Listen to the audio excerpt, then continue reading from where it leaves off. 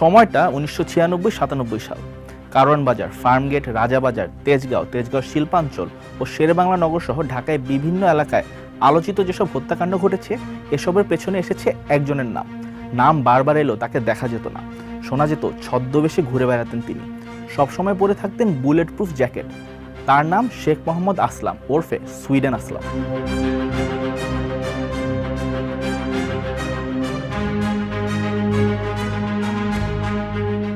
ঢাকার এক সময়ের শীর্ষ সন্ত্রাসীদের মধ্যে অন্যতম সুইডেন আসলাম। দীর্ঘ চেষ্টা ও নানা পরিকল্পনার পর 1997 সালের 26 মে আইনশৃঙ্খলা বাহিনী তাকে গ্রেপ্তার করে। সেই সময় তার বয়স ছিল 35 বছর। আসলাম ঢাকার নবাবগঞ্জ উপজেলার ছাতিয়ার এলাকার মৃত শেখ জিন্নাত আলীর ছেলে। পরিবার সহ তারা থাকতেন ঢাকার ইন্দিরা রোডে। তেজগাঁও পলিটেকনিক স্কুল, বর্তমানে যা তেজগাঁও সরকারি বিদ্যালয় নামে পরিচিত, সেখান থেকে তিনি এসএসসি পাশ করেন। বিভিন্ন সূত্রে জানা যায় 1986-87 সালের দিকে আসলামের উত্থান। শুরুতে রাজাবাজার ও ইন্দিরা রোড এলাকায় ছিল তার আধিপত্য। 1987 সালে পূর্ব রাজাবাজারের নাজনীন স্কুলের ভেতরে মায়ের সামনে কিশোর শাকিলকে খুন করার অভিযোগে ব্যাপক আলোচনায় আসেন আসলাম। সেই সময় কারওয়ান বাজার ও তৎসংলগ্ন এলাকার অপরাধ কার্যক্রম নিয়ন্ত্রণ করত জাতীয় তরুণ পার্টির রানা গ্রুপ। সেই গ্রুপের একজন ক্যাডার ছিলেন পিচ্চি হান্নান। আধিপত্য বিস্তার নিয়ে 1990 সালের পর রানা গ্রুপের সঙ্গে সুইডেন আসলাম গ্রুপের দ্বন্দ্ব বাড়তে থাকে। সেই সময় রানার ক্যাডার বাহিনী বেশ শক্তিশালী ছিল। নিয়মিত এই দুই গ্রুপের মধ্যে হামলা পাল্টা হামলার ঘটনা ঘটত। তাদের হামলা পাল্টা হামলার মধ্যে ককটেল বিস্ফোরণ ও গোলাগুলিতে অনেকেই হতাহত হয়েছিলেন। এক পর্যায়ে 1996 সালে রানা গ্রুপের অন্যতম ক্যাডার পিচ্চি হান্নানকে নিজ দলে নেন আসলাম।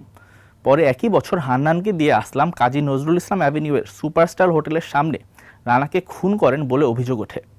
এই ঘটনার পরই কারওয়ান বাজার, তেস্তুরি বাজার, তেজগাঁও শিল্পাঞ্চল সহ শেরেবাংলা নগর এলাকার নিয়ন্ত্রণ নেন আসলাম। এর মধ্যে আসলাম কারওয়ান বাজার, তেস্তুরি বাজারে নিয়ন্ত্রণ দেন হান্নানের হাতে। এইসব এলাকার নিয়ন্ত্রণ হান্নানের কাছে থাকলেও কার্যক্রম চলত আসলামের নামেই। যুবলীগ নেতা গালিবকে হত্যার পরে আওয়ামী লীগ সরকারের আমলে 1997 সালের 26 মে গ্রেপ্তার হন সুইডেন আসলাম। সেই সময় তার কাছ থেকে বুলেট প্রুফ জ্যাকেটও উদ্ধার করা হয়। এরপর জেল থেকে তিনি অপরাধ জগৎ নিয়ন্ত্রণ করতেন বলে জানা যায়। সেই কাজে মূল ভূমিকা ছিল ঘনিষ্ঠ সহযোগী পিচ্চি হান্নান। বিভিন্ন সূত্রে জানা যায় কারওয়ান বাজার ও তেজগাঁও শিল্পাঞ্চলীয় এলাকায় আড়ত মালিক, গার্মেন্টস মালিক, জায়গা কেনা বেচা সহ নানা কারণে ব্যবসায়ী সহ অনেকের কাছ থেকে আসলামের নামে চাঁদা তুলতেন হান্নান কিংবা তার বাহিনী। জেলে বসে সেই টাকার ভাগ পেতেন আসলাম। সেই সময় তার মাদক চোরা কারবারের সাথেও সম্পৃক্ততা ছিল বলে শোনা যায়। এছাড়া কন্ট্রাক্ট কিলিং, অর্থের বিনিময়ে জমি দখল সহ নানা অপরাধমূলক কার্যক্রমের সাথে সুইডেন আসলামের জড়িত থাকার তথ্য শোনা যায়। কারাগার সূত্রে জানা যায় গ্রেপ্তারের পর জেল থেকে হান্নানের মাধ্যমে অপরাধ কার্যক্রম নিয়ন্ত্রণ করতেন আসলাম। জেলখানার ভেতরেও তিনি একাধিকবার মারামারি করে আলোচিত হন। কারাগারে তার সেল থেকে 2টি মোবাইল ফোন উদ্ধার করা হয়। এসব ফোন দিয়ে তিনি কারাগারের বাইরে থাকা সহযোগীদের সঙ্গে যোগাযোগ রাখতেন।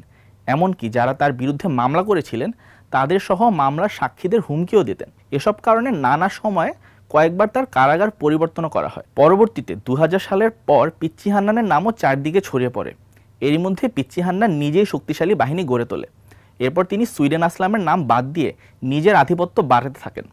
এক পর্যায়ে হান্নান নিজের নামে সব কার্যক্রম পরিচালনা করতে শুরু করেন। নামের আগে সুইডেন শব্দটি বসার কারণ হিসেবে জানা যায় আসলামের প্রথম স্ত্রী ইতি ছিলেন সুইডেন প্রবাসী। বিয়ের পর আসলামও সুইডেনে গিয়ে কয়েক বছর ছিলেন। সেই সূত্রে সুইডেন শব্দটি তার নামের আগে জুড়ে যায়। এক সময় ইতির সঙ্গে তার ছাড়াছাড়ি হয়ে যায়। আসলামের ঘনিষ্ঠদের কেউ কেউ এমনও বলেন যে চাইলে 2010 সালের পর তিনি কারাগার থেকে বের হতে পারতেন, কিন্তু ক্রসফায়ারের ভয়ে তিনি সেভাবে জামিনের চেষ্টাও করেননি। বিভিন্ন সময় সুইডেন আসলামের নামে 22টি মামলা হয়েছে, যার মধ্যে 9টি হত্যা মামলা বলে জানা যায়। অস্ত্র মামলায় 17 বছর সহ কয়েকটি মামলায় সাজাও হয়েছিল তার। দীর্ঘ 27 বছর পর কারাগার থেকে জামিনে মুক্তি পেয়েছেন শীর্ষ সন্ত্রাসী শেখ মোহাম্মদ আসলাম ওরফে সুইডেন আসলাম। গতকাল মঙ্গলবার রাত 9টার দিকে তিনি গাজীপুরের কাশিমপুর হাই সিকিউরিটি কেন্দ্রীয় কারাগার থেকে বের হন। 27 বছর পর মুক্তি পাওয়া শীর্ষ এই সন্ত্রাসীর বয়স এখন 62 বছর।